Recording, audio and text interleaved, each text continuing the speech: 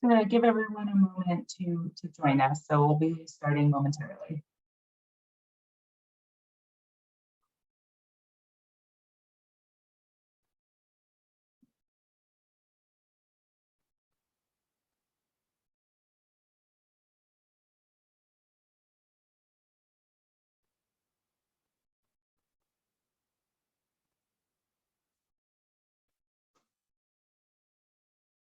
For those of you who may not have heard, I'm just going to give everyone a minute or so to join us. I know that I see the numbers ticking up, so we'll be starting in just a minute.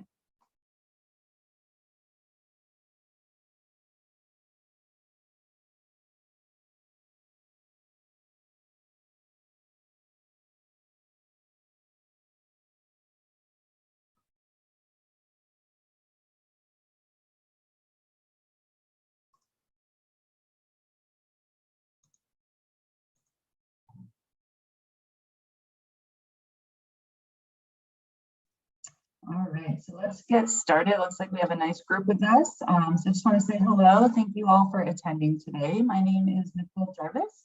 I am Assistant Director of Programs at Cancer and Careers, and I will be this evening's host for this webinar. Before we begin, just a few housekeeping items related to accreditation. Today's webinar is accredited for CEs by ANCC, NASW, the New York State Education Department State Board for Social Work, the California Board of Registered Nursing, and the Society for Human Resource Management. If you plan on receiving continuing education credit for this program from any of these accrediting bodies, please proceed with the following steps. First, you must log in individually. Participants who listen in on someone else's line will not receive credit. Second, you must complete and submit the evaluation and post-test, as well as receive a passing grade on the post-test. Following today's session, you will receive an email with all of this information. That email will be sent by 5 p.m. Eastern Time, Thursday, June 2nd, and certificates will be emailed within 4 to 6 weeks.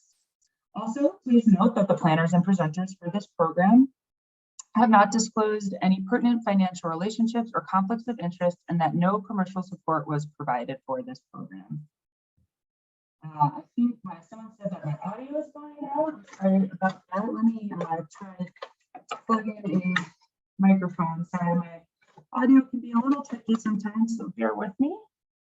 All right. A little bit better.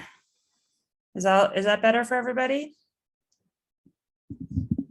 Yes. Okay. Excellent. Sorry about that.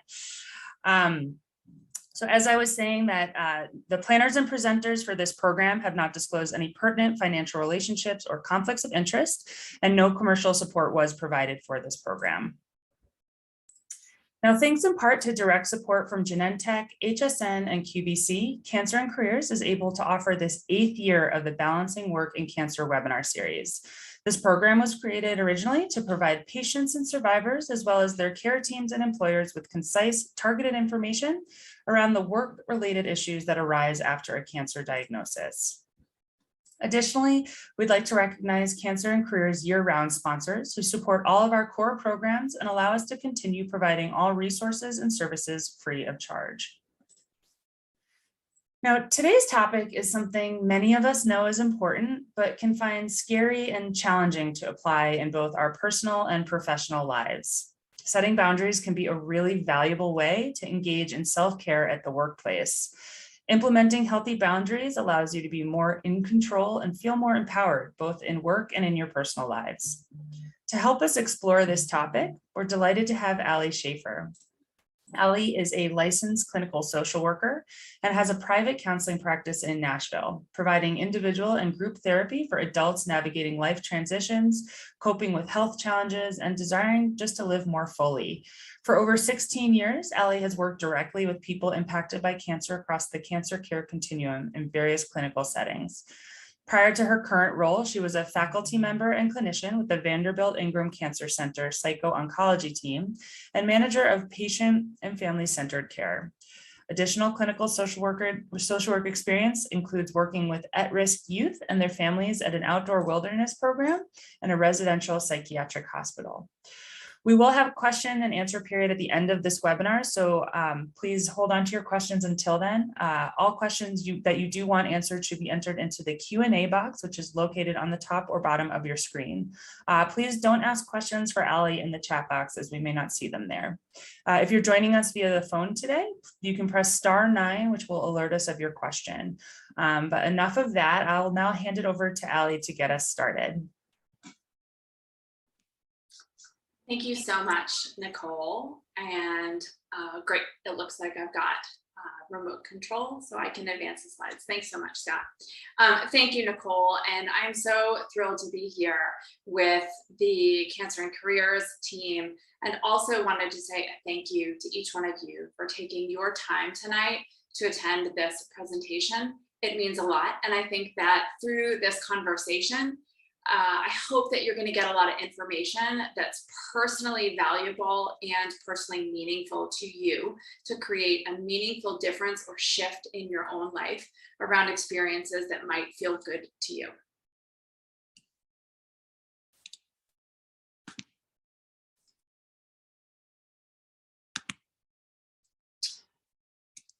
There we go. So as we begin, just a little mid-year boundary check-in. We are approaching midway of the year. I don't want to scare anybody by saying that, but just want to let it be known. And so this is a time where we can take stock of what has been, where we're at right now, and what we might need or want going forward for the remainder of the year, or even for the next quarter. So it's just an opportunity to get a lay of the land. Where are we at and how are we doing?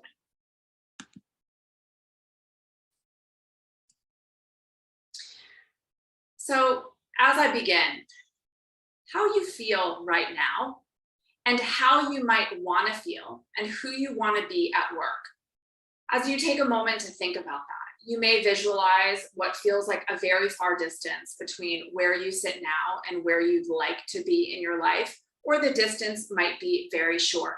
What I'm going to propose today and hopefully talk about through our time together is how boundaries are one of the greatest tools that you can use to bridge the gap between how you feel right now and how you want to feel and who you want to be at work.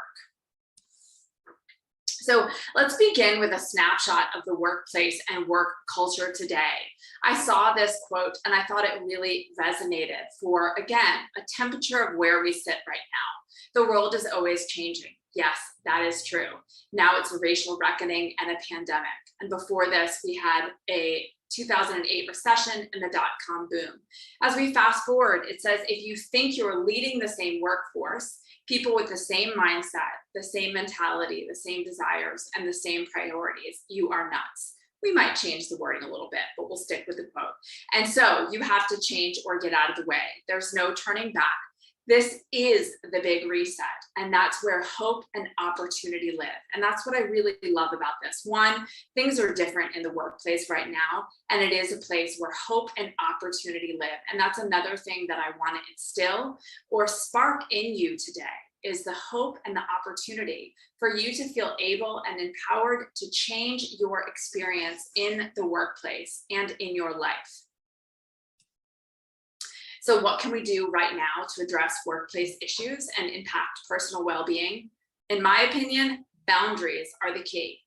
And I'm going to give you a few caveats. So I want you, as we go along through this topic tonight, listen with open ears. You might not agree with everything I say. No problem. Take what's yours, leave the rest.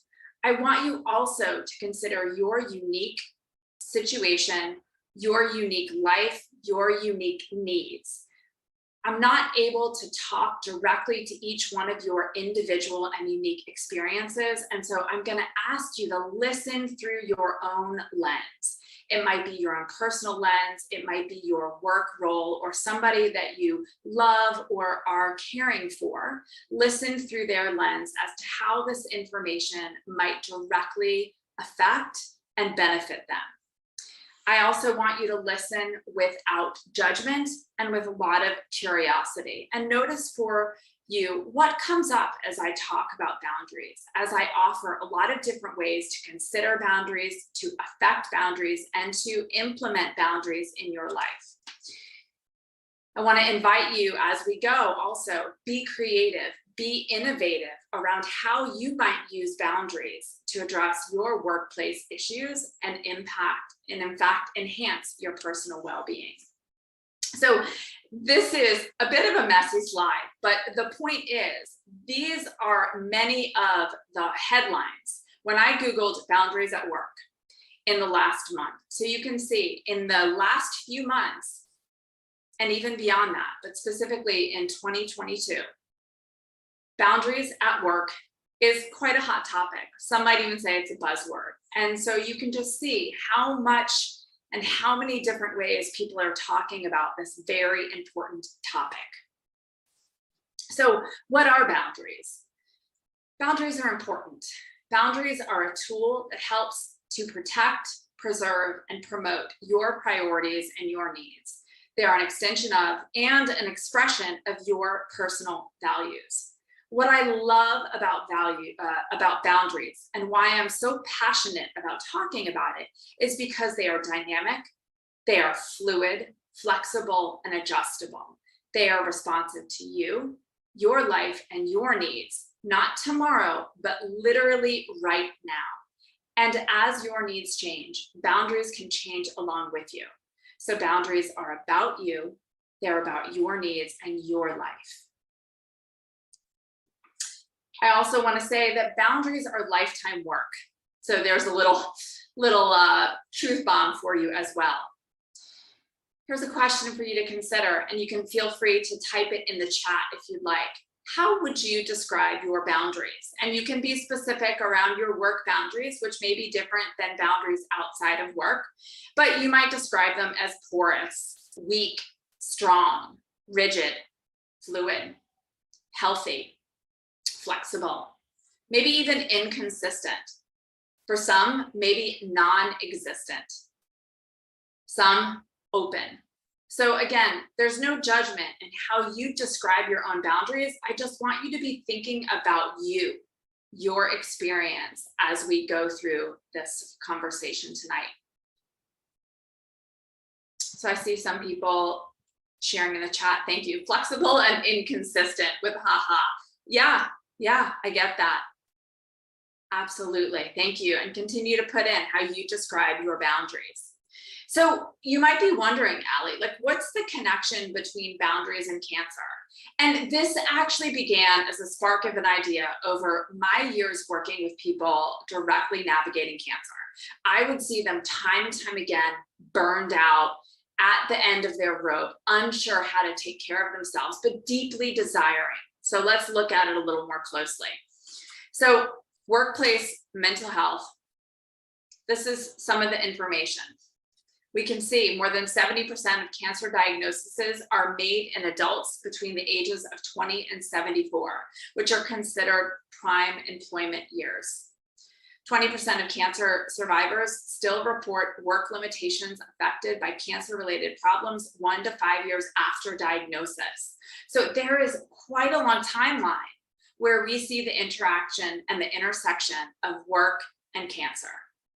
That's why there's a whole organization that has become the expert in this field. So when we look at this data, what we really see is that people who are navigating cancer are part of the workforce. We see burnout stats that directly impact people living with cancer, and we clearly see the intersection of all of these issues. This is an important topic, one that is under-addressed, again, in my opinion. And so looking at it another way, these are some of the experiences that I heard time and time again with people that I was working with. They'd go all the way through treatment, maybe without missing any time off work, and then had to continue. And they were burned out, they were exhausted, and they didn't know what to do. Or they felt, I'm trying to work really hard so that my boss and coworkers stop thinking about me as the one with cancer. So a lot of people were over-functioning, sometimes as an understandable coping mechanism to all the aspects of living with cancer and navigating a life with cancer. But thus, this is not sustainable. This is not healthy, and that's where we need to address it. So if you are someone living with cancer, if you are someone caring or loving someone with cancer, I encourage you to really think about how boundaries are a necessary tool to offset some of the impact of cancer. Boundaries can help with a sense of control, with a sense of certainty, and also to create space to manage the load of cancer and to create space for what matters in your life. So I saw this come up recently, and while you might say, Allie, this is a conversation about cancer, what I really saw in reading this was it felt very familiar to how we might think about the experience of cancer. There was a spike in adrenaline, which helped us stop feeling pain, helped us get out of danger by spurring intense alertness to help us make better split-second decisions. These days were followed by a period of prolonged pain, which came from 3 deep psychological needs not being met: certainty, control, and connectedness. And these are 3 things deeply affected by the experience of cancer. Cancer is often disorienting, and boundaries can give us space to help reorient ourselves and to find our own stable ground in the midst of uncertainty, decreased control, and decreased connectedness with self and others. This also mentions we're now in the rehabilitation phase. That might be open to personal experience and interpretation, but it says this can be the most painful of all. So again, when we think about this in terms of cancer, when we shift out of an acute or an active treatment phase, there is often a vulnerability and a tenderness because we need to dig a little deeper, sometimes with less resources and reserves, to rebuild, repair, and regrow. And so again, boundaries can create space that offers ability for energy management, also to stop and say, what's going on? What do I need? How do I feel? And to identify and choose actions that are aligned with values, right? That help to rebuild, repair, and regrow. So boundaries can also, again, I'm going to show you a lot of different ways to look at this because we all think, hear, and digest things differently. So as you move through this, again, you're listening through the lens of you. And so boundaries can help you establish healthy, sustainable work patterns, workloads, and behaviors that are part of a healthy living and a comprehensive care plan. Boundaries are part of the care plan, right? Boundaries are part of your care team, and they're important. Boundaries can also help you return to work without burning out, what we see time and time again. This is also about fostering emotional and physical safety and security. Again, deeply rooted human needs, which cancer can affect and diminish. Boundaries are a way to get this back, to help support you so you can have more of what you need. Boundaries are proactive, they are preventative, they are maintenance or help to maintain things. And they can also be deeply restorative. So I realize the way I'm talking about boundaries makes them sound like they are the wonder pill. And in some places, I think they are. Again, another way to look at boundaries. They're not just one thing. As I said at the beginning, they are highly dynamic, flexible, and personal. And sometimes I like to think in a scenario or a situation about what kind of boundaries might be useful. Sometimes we need a wall. Nobody's getting in. Just, there's no way. Sometimes we need a fence where we can see over it. Maybe we can even see through it. It gives people some access to us, but there's still a bit of a barrier that we might need. And then there's also a door, which can show people how to access you. So instead of people coming at you from all different directions, with a boundary, you can clearly show them, this is the door you come through to get to me, to communicate with me, to contact me.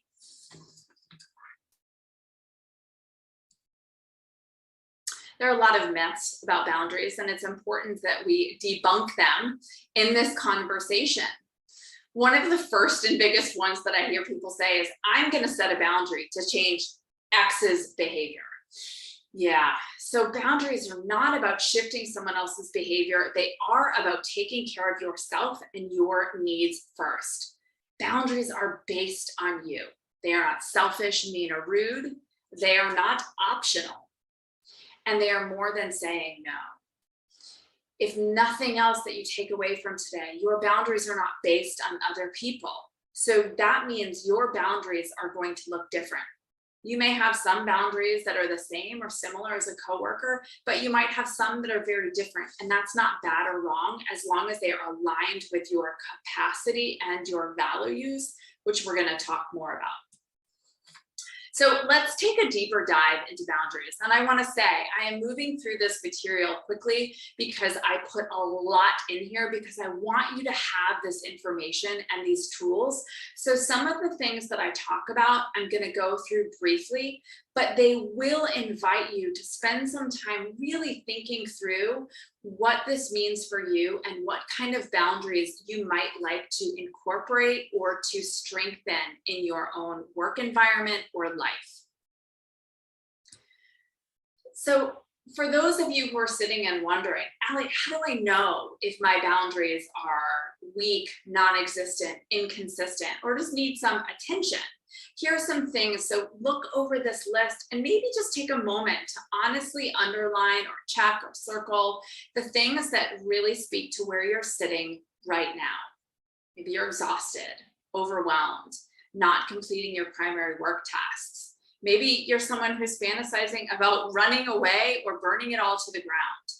Maybe you feel taken advantage of by others or by one person in particular. And maybe your judgmental, critical self is very active, which can be a clear indicator that some boundaries could be beneficial. And this also, you never seem to have the time or the energy for the things that matter to you. And that's, again, where boundaries is so important. It helps you to say no to what isn't important or isn't in your capacity right now, so that you have space, time, energy, and resources for the things that really matter for you and matter to you right now. And again, as your needs change, as your capacity changes, your boundaries can change and evolve. So what are the benefits of clear and healthy boundaries? Again, why is this so important? Clear boundaries give definition to time, roles, relationships, responsibilities, and expectations, which sets everyone up to work efficiently, securely, and sustainably. This is about a healthy, functioning work environment and work team and work you.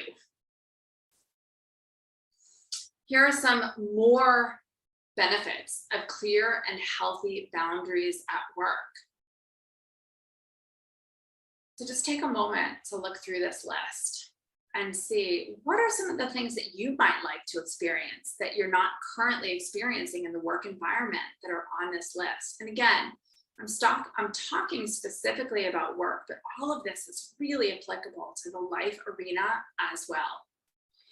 And here's where I want to make a very clear caveat. While boundaries are awesome, they are not necessarily a miracle cure for an unhealthy work culture or for ineffective leadership or a toxic work environment. No amount of clear and healthy boundaries are going to change that or to change systems that are not functional. It's very important that you hear that. I'm not putting more responsibility on the individual to change or improve the health of a system that is not healthy. These boundaries, even in an unhealthy work environment, again, can support you having more of what you need to work in that environment. So what are the costs of unclear and unhealthy boundaries? They create more work and have a greater energy drain because individuals are trying to figure out the width and the depth of their zone. Like basically nobody knows what's happening. Everybody's overworking, underfunctioning. There's duplication and replication of work, right? So here's even more. Unclear and unhealthy boundaries can really create vicious cycles. Unclear and unhealthy boundaries are that you become more responsive to other people and other people's needs, usually at the expense of you and yourself. And unclear and unhealthy boundaries also increase people's expectations of you. This is where I saw again, time and time again, people navigating cancer who were doing 100, 150% in the work arena. People didn't know that that was beyond their capacity, that that was a maladaptive coping mechanism to help them navigate cancer. And so they just expected, well, if Allie continues to work at 150% through cancer treatment or after cancer treatment, she must be fine, right? And they expected me to continue to work at that, which wasn't realistic, wasn't healthy, and certainly was not sustainable. So poor boundaries cost you. Non-existent boundaries cost you. Unhealthy, misaligned boundaries cost you. Maybe not immediately, but over time, they do catch up with you.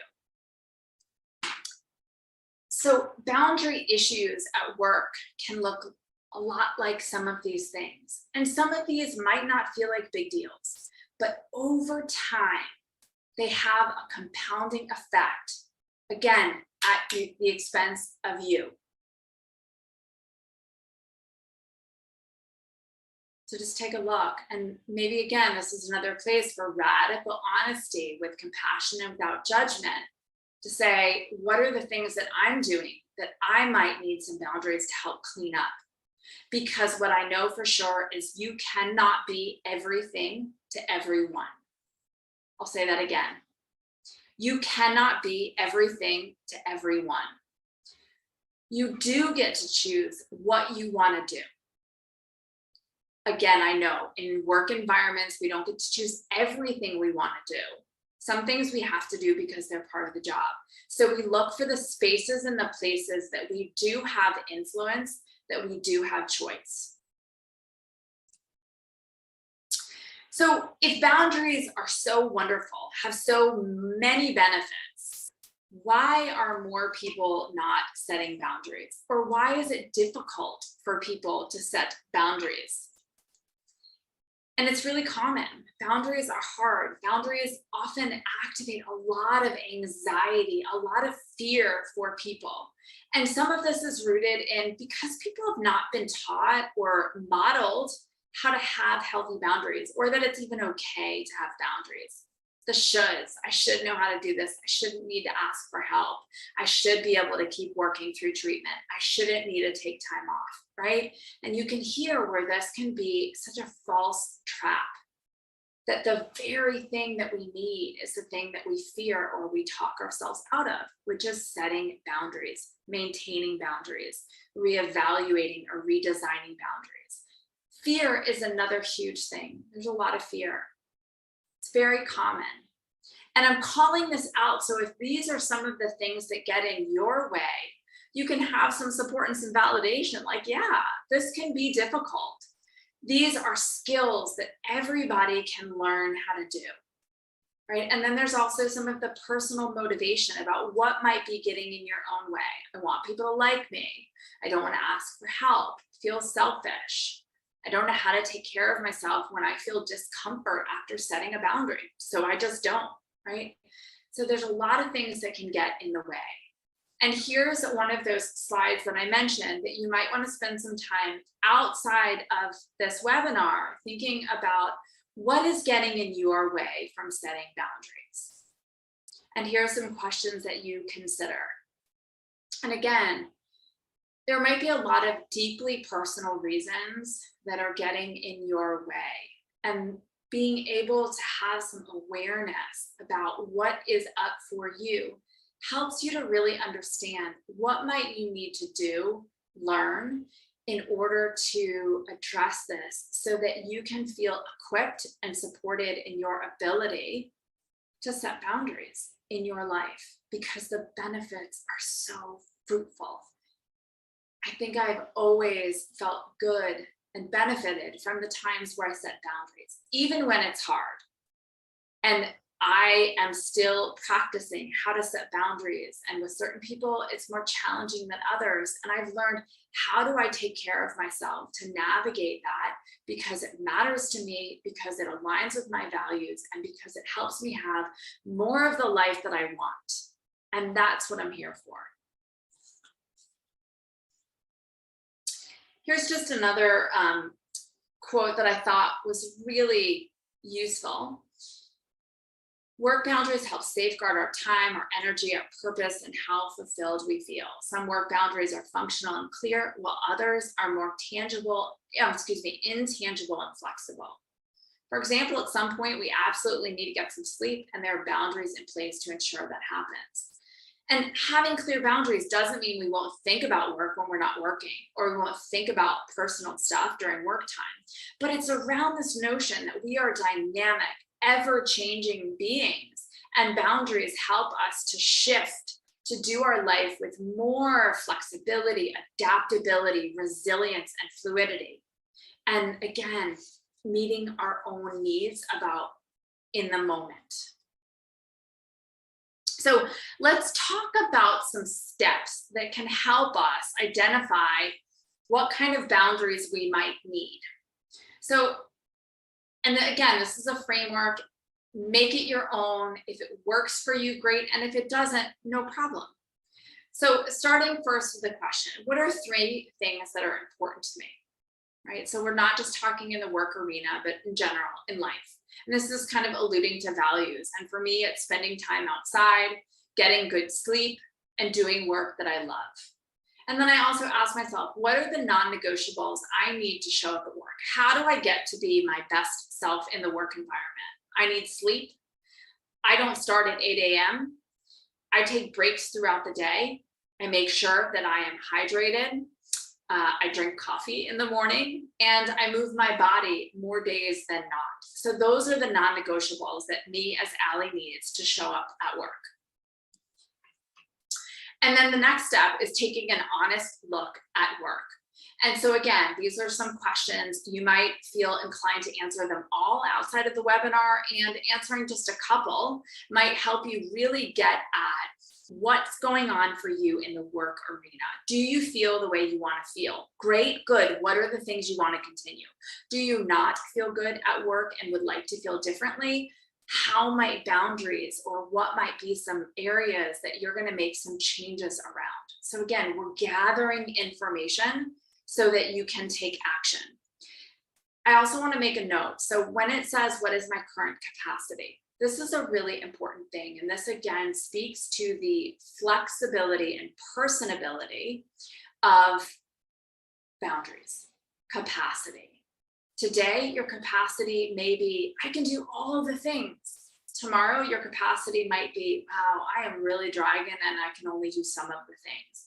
And so that's why on a frequent basis, you check in with your capacity to make sure your boundaries are really aligning with what your capacity is in that day. The next step is taking an honest look at your boundaries at work. And again, what's working well, what's not working well, what needs to be adjusted, and what's just not even present that I need to create a boundary around. So again, we're taking stock to see what's good, what's not working. And now we're going to put it together. Okay, so we're going to look at that first slide of what's important to you, to me.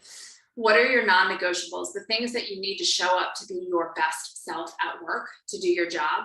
You're going to take the information from an honest look at work.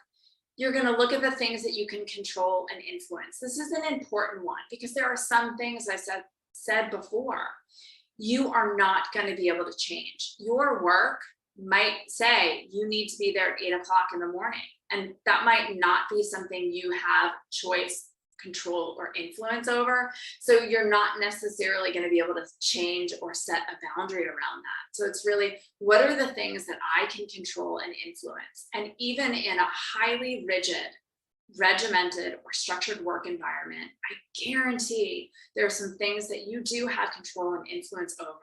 And this is the place where you get to look for it. Okay, so you'll put all those things together, and that's where you get your boundaries. Here are some questions to consider that might help you generate what kind of boundaries that you need, because even if you get all that information, you might still be asking, Allie, I'm not really sure where I can put some boundaries in place or what's going to help me formulate some boundaries because I just feel really stuck or it still feels very unclear. So look through this. It might spark some things for you, or it might generate some things that are going to help you put some boundaries in place. Some additional opportunities, and these are very specific to the cancer arena. What information will you share with your boss and or coworkers about diagnosis, treatment, and our future procedures or medical follow-up? Is it okay for people to disclose or discuss your diagnosis, whether you're present or not? Do you need breaks throughout the day? What kind of communication response time? Are you someone who's going to immediately respond to every email or answer the phone every time it rings? Or are you going to have a 24 to 48 hour response time? Again, if that's appropriate for the work that you do. Can you prioritize or shift some of your work roles, projects, tasks, or deadlines that are aligned with your professional priorities? A lot of people are working a much wider scope or depth of their job, again, because unclear, unhealthy boundaries. And so when you come back to what is my job, what are my professional priorities, this might help you to say no, or to shift around timelines or roles on certain tasks that are currently on your plate. This last one is also important, life outside of work. Sometimes there's not a lot that we can significantly change inside the work arena. And so we look to life outside of work to say, how might we do life outside of work a bit differently? What kind of boundaries outside of life might support us showing up fully for work? So if I need to be up at 8 a.m. for work, and again, I've said I'm not an 8 a.m. start work girl anymore, I might not need to go to bed at 2 in the morning. And so one of the boundaries for me outside of work is going to bed at a certain time so that I can show up. This also segues into how we can take a holistic view and approach. Okay, so again, you may feel like there's not a lot of choice or influence in the work arena. And yet, when we look at some of the other aspects of life, and I just put some of these in there, you might have some other circles that are personal to you. We look at family, we look at life, mental health, cancer. All of these things are places for boundaries that may positively or negatively impact how you feel in the work arena. And so, sometimes, again, when you feel stuck or stagnant, change what you're looking at. Look to one of these other circles, and that might create a little bit of movement or fluidity so that you can then have some space to look at the work arena differently, or just to feel differently in the work arena. Sometimes we need to create boundaries simply to give us space to take stock of what's happening. How do we feel? What do we need? Right? Boundaries don't immediately mean you need to know what you need or take action. Sometimes we need boundaries as a buffer and as a space holder because we just need a pause and breathe to give ourselves clarity, to give ourselves stability, or to give ourselves more choice and more accuracy about the boundaries. So when we're looking at the holistic view, again, we added the cancer piece, and here's some questions that you can ask yourself to say, what's going on right now for me in the cancer realm that I need to consider in the work boundaries, right? And so that, again, is going to change based on where you are along the cancer care continuum. And you want to be honestly factoring in the things that are happening in your life. That's another place that I think people get stuck and overwhelmed in the work arena or in the life arena, is they're not accurately taking stock of what's on their plate. And so looking at all the different realms really gives you a more accurate picture of the load that you're carrying, the life load, the workload, the family load, so that you can accurately talk about boundaries and capacity. And so you do the same process like we did before. values, non-negotiables, the honest look at work, the honest look at life, or whichever one of those bubbles you're doing, honest look at cancer, things I can control and influence, and then you combine this all to create boundaries, okay? And it might feel a bit overwhelming, and I get that, right? And I am not suggesting that you have to do this all at once, right? Like tomorrow you got to wake up and do it all, because that's going to overwhelm you and that's not sustainable. But starting somewhere with one thing is enough and is a great place to start. Don't underestimate the impact of one choice done consistently. So communicating boundaries, that's an important thing.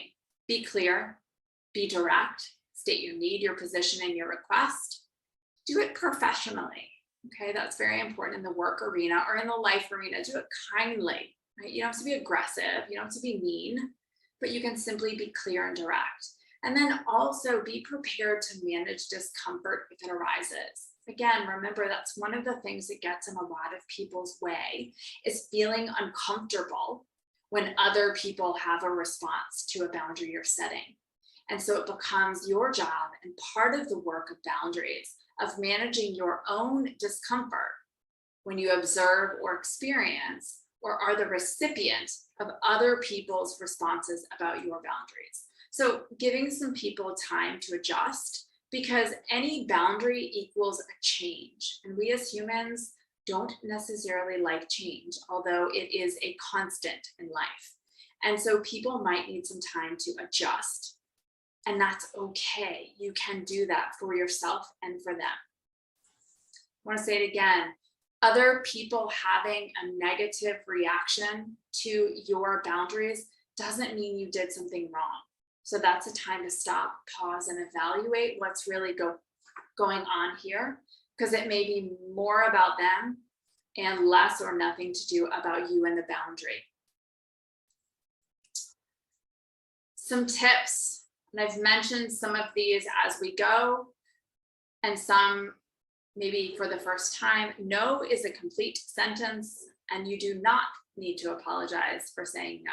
Some of your brains may have just exploded a little bit, and that is very true and also very activating for some people who are taught they need to over-explain, overshare, over-justify, or over-convince someone when simply a no is all that's needed. Plan for boundary violations and pushback. It's natural for people to test, ignore, and to question boundaries. They're not doing it maliciously. It's just natural human behavior. We don't like change. We want things to stay the same because it's familiar. We know what to do. And boundaries represent changes. It can be very helpful also to use role play to practice setting and communicating boundaries. So I have on more than one occasion talked with a friend or a colleague and say, hey, I need to set a boundary here. How does this sound to you? And then have a dialogue. And the more practice I had, the more comfort I felt in having that maybe difficult conversation or setting what might have been an uncomfortable boundary or being on the edge of my comfort zone with some of these. Sometimes there is room for negotiation. Boundaries can sometimes be absolute. This is it. And sometimes there is a negotiation if it feels good and is aligned with your values and your priorities.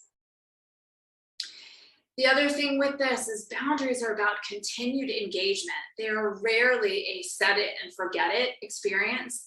We often do need to restate or continue to implement or remind people of boundaries. And again, we can do that kindly and professionally. We can communicate what we need to uphold, to set, or to evaluate, or even just to maintain a boundary. And also we can say to people, hey, thanks so much for remembering that I don't answer phone calls after 5 p.m. I really appreciate you honoring that boundary.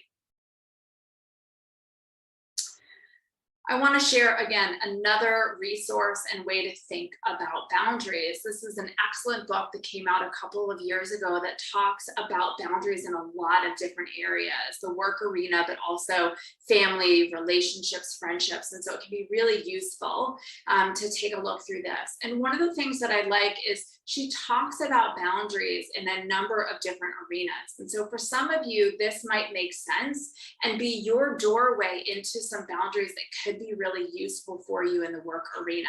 So physical boundaries, this could be personal space. This could be your cubicle. This could be if someone comes and they're a hugger and you're not interested or open to hugging. So you could have some physical boundaries. Intellectual boundaries, how people speak to you. This could be around thoughts and ideas, the way in which you communicate or ask other people to communicate their ideas, or the way in which you agree to disagree on certain thoughts or ideas. Emotional boundaries are around maybe personal information that you're sharing or how you're feeling about something or what's going on for you in the emotional realm. And again, some of these boundaries might be things that you set for yourself to show up at work and do your job. And some of these might be things that you're asking of other people. So that's also important to see. Some boundaries are personal and they're things that you're going to do to take care of yourself, to hold yourself in warm regard, or to set yourself up for success, or to have the life experiences you want to have. And then some people you're going to ask other people, or you're going to communicate that it's an action for other people. And so thinking about it that way is important as well. And you also don't need to tell everybody all of your boundaries. That might be a boundary. Some of this is just for you, and that's okay. Material boundaries are around your possessions. So it might be silly, but maybe you don't like that your coworker borrows your stapler all the time. So you might have a boundary about that. Or she's, never replacing the box of Kleenex. You could have a boundary around that. And you can do it kindly and professionally. Time boundary is such an important one, how you spend and use your time when you're at work. Are you someone who's talking a lot with people at the water cooler? If that's still a thing these days. But how you spend your time at work also has a lot of implications and impact on your work experience and your ability to get your job done. Some of the things are going to fill you up, and some of the things are going to deplete you. And you want to really notice what those things are so you can do more of what's working and less of what does not feel good for you or isn't working. I also like this, you'll see on the right side of the screen, just some examples of what boundaries at work can sound like. These might be some things that you use all the time because you're very skilled at it. And these might be some things that you could try, right? So practicing with that script, personalizing them to you, or inviting the people you care for or love who are navigating cancer to say boundaries are really important. Boundaries are a self-care tool. Boundaries are a coping mechanism to help you, right? So you can really hear how all of this is so important. So that's the last slide, and I'm going to shift into the questions. Again, I know I moved through that material very quickly, but I hope you heard some things in there that really resonated for you, or sparked an opportunity, or illuminated another way that you could consider how your boundaries are working and the ones you want to continue, and what boundaries you might want to change so that you could have a better work experience and also a better life experience. So I'm going to pause, and I think Nicole is going to help with some questions. Yes, absolutely. Thank you so much, Ali, for sharing your time and your knowledge. It's always so useful. I've heard them a couple of times now, and there's always new nuggets that I get to hear, which I love and I definitely use. Really quickly, before we head into the Q&A portion, I do just want to point out some upcoming events that we have. We have a number of webinars left in our series. We also have our virtual national conference on working cancer taking place later this month on Friday, June 24th. So registration is free and open, and we would love if you could join us. think that's really it for now. Scott, if you wouldn't mind just going to the next slide. Thank you so much. So we're just going to leave this up here. We will be sharing the link to the evaluation in the chat. So you guys can fill that out after we get done with questions. So we will jump into that now. It looks like we have one in the chat, in the Q&A now. This is from Katrina. Katrina asks, how do we set boundaries that we didn't before the diagnosis without revealing our disease status? This will be new boundaries, but asking for our needs without using cancer as an excuse or telling people too much personal business. Yeah, great question, Katrina. Thank you. And so this is a place where you're saying, I'm going to set something, or I'm going to do something that I haven't done before.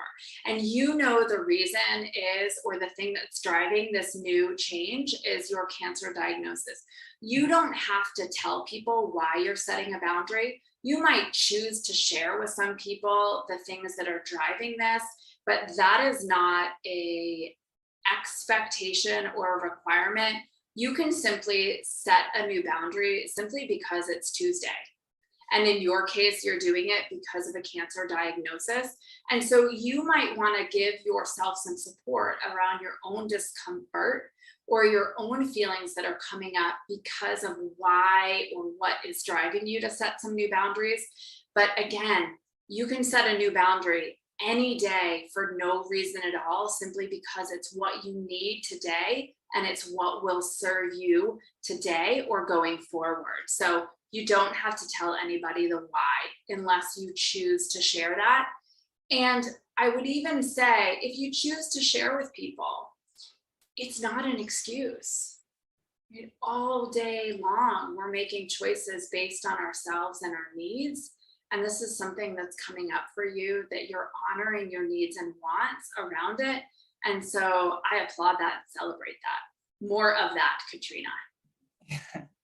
No, absolutely. And I mean, I think that, you know, in my experience, speaking with people that have reached out to cancer and careers, there is this, this feeling that it's an obligation for them to share information about themselves. And you just have to remember that nobody shares everything about themselves, especially in the workplace. You know, people are always going through different experiences, personal challenges and tragedies, and you will never know. And it's because they've chosen not to share it. And so it's just a personal decision. So just to try to ease a little bit of that guilt that it seems like you're feeling.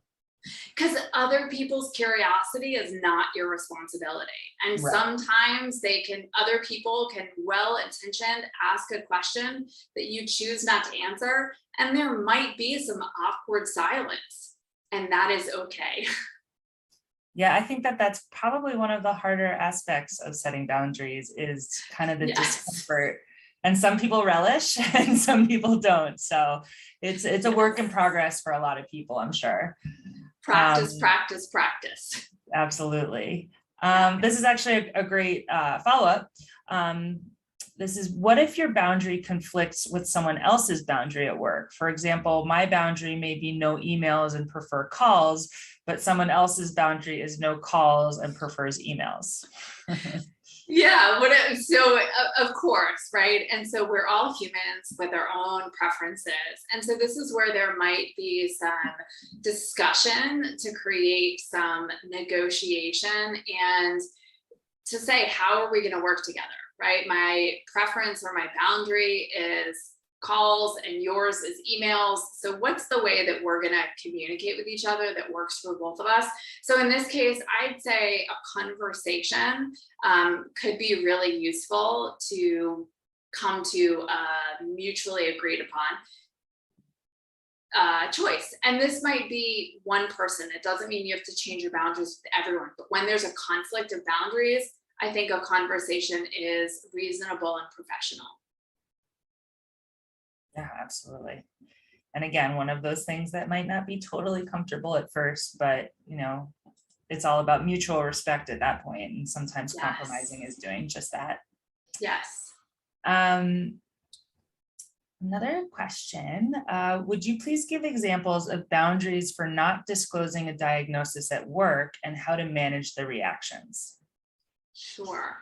So I'm a little bit unclear on the question as far as if this person is saying, I'm gonna say to people, I'd appreciate you not discussing my diagnosis or talking to anybody else. That's kind of what I'm going to go with. And if I don't answer the question fully, feel free to add a clarifying question in the chat. So I think, and also depending who you're talking to, if it's your manager, if it's HR, if it's a colleague, I mean, I think you can simply say, I'm not open to discussing or talking about my diagnosis at work. Thank you so much for respecting it. And here's where we bring in the swivel that Cancer and Careers is always known for. And then you swivel the conversation to what you'd like to talk about. Thanks so much for talking to me about that new project. I'm really excited about it. And so you can just simply say, I'm not open to talking about this. Thank you for respecting this decision.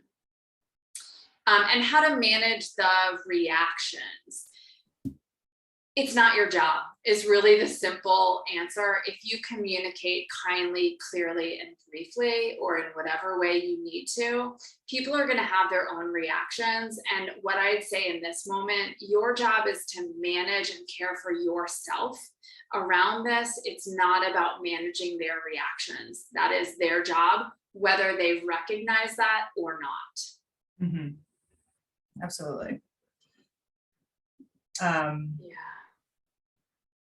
Here's another one from Lori. How have you or could you approach an employer who is not supportive of your boundaries? Yeah.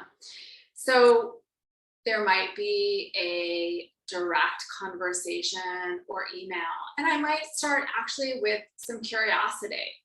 Hey, so I've noticed I've asked repeatedly for you not to call me after 5 p.m. and that continues to happen. So I'm wondering what's going on there because that's really important to me. Could we have a conversation about it? And so again, instead of making assumptions, instead of leading with criticism or judgment or accusations, you're really stepping in with curiosity because you're trying to get at what's happening here. And then you're getting the opportunity to restate your boundary, restate the importance of it, and ask, what's going on here? Can we have a conversation? Yeah, absolutely.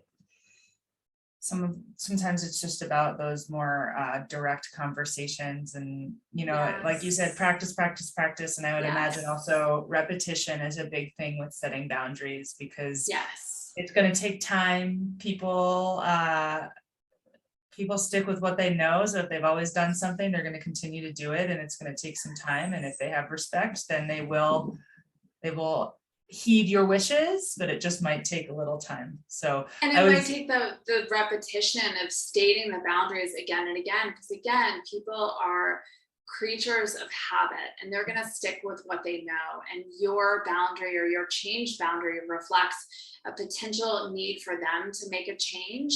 And people are just naturally going to resist that. And so with, again, time and request, they might make a shift in that way. Absolutely. We have a couple more questions if you're up for them. Okay, great. Michelle asked for suggestions for framing the discussion of workload shifts for your team when they're assuming workload and projects that you historically have performed. Mm-hmm. So that might sound like you're sitting down with your team and you're saying, hey, based on what I know right now about what my capacity is, here's what's currently on my plate, here's what I'm able to do, and I'd like to redistribute some of these things to the team. I anticipate it's going to be for this duration of time or for these kind of projects. So really just acknowledging what's on your plate, what your capacity is that you're offloading. If you have any awareness of timeframes, you could do that. And then again, it can be a bit of a discussion. And also thank you. Thank you so much for stepping up. I really appreciate that. And so being as honest as you can without sharing more than you want to. Mm-hmm. Sure. Maybe giving a little bit of a read between the lines hint as well can be helpful. Yeah, and you can even, if there's, due to personal things going on right now, I'm needing to shift my workload. And I'm so grateful to the team that they're willing to step up to help with some of these time-sensitive projects. And if you look back through the slides, I think there is some conversation about some things that you might be able to help creatively shift with your team. Not everything really actually needs to get done by certain timelines. Not everything needs to be done by certain people. And so there also might be a need for creativity and innovation to really think about what's actually mission critical here. What can we give ourselves space and a different timeline that still meets our productivity needs and or the needs of the customers and the clients that we're working with. Absolutely. Here's another good one. How would you recommend assessing your own capacity? Assessing my capacity is probably one of the hardest things to assess from day to day post-treatment, both at work and in my personal life. Are there resources I can look into to better help myself with this? It feels like a seesaw constantly. Yes. So I so just want to like hear that, validate that yes. For some people, it is a constant seesaw, and that even in itself is exhausting. And so that might be a place for like lots of extra wide boundaries to really create a lot of space so that you can seesaw more comfortably without having to also include other people in your seesaw. But back to your question, because I realized that was not your question, but it's important to say that on a day-to-day basis, capacity changes. And during times of stress and transition, our capacity shrinks. So that is also very common, and it doesn't mean anything is wrong with you. So how would I recommend assessing your own capacity? You can come up with your own rating scale. You know, today, do I have a 10? What's my energy level? What's my focus? What's my willingness? Or it might be 0 to 10, or you might have some image. Today I feel like rainbows and butterflies and I can do it all, or I feel like Superwoman. Or today I feel like the Cookie Monster, and the Oscar the Grouch, and I really can't do much. So you could decide whatever. And I imagine there's probably some other ways to track your energy level if that's what you want to track. But it is hard. And you also might want to engage a trusted friend or person in your life that could help talk through how you're going to more accurately and honestly assess your capacity. Because what I also know is we are often our own worst enemies, and we think we can do more than we can. And then we beat ourselves up when we can't get it all done. And so you might need someone to step in and really, who's got some real eyes and compassion to say, you know what, Allie, you're really overestimating what you can do right now. And I'm going to encourage you to cut that to-do list in half. It might feel awkward because you've got some energy left over at the end of the day, and that's okay, because the goal of the day isn't to end the day burned out and exhausted. So I don't know if those are some helpful tips to think about. Yeah, and I'd love to just add, we encourage people to keep a work diary as you are working, just tracking every day, the little things, the big things that can help you to remember what happened on those days, and also how your energy was. Maybe you do have a rating system in there. So for a week straight, you rate it, and you also are writing down what happened in that day. And then maybe you can identify certain triggers or certain events that happen that are causing you to feel that seesaw a little bit more intensely and causing you to question what your capacity really is. It's so easy for us to do that on a day-to-day basis. But I think if you are able to give yourself a little bit of a bigger picture and a wider lens view, you might feel a little better, because you might like, oh, you know what, I did accomplish a lot in 1 week. We can't put so much pressure on ourselves to get everything done every day, because that's just not realistic. Most jobs are project-based because projects take a long time, and there's only so many things that you can accomplish in a day.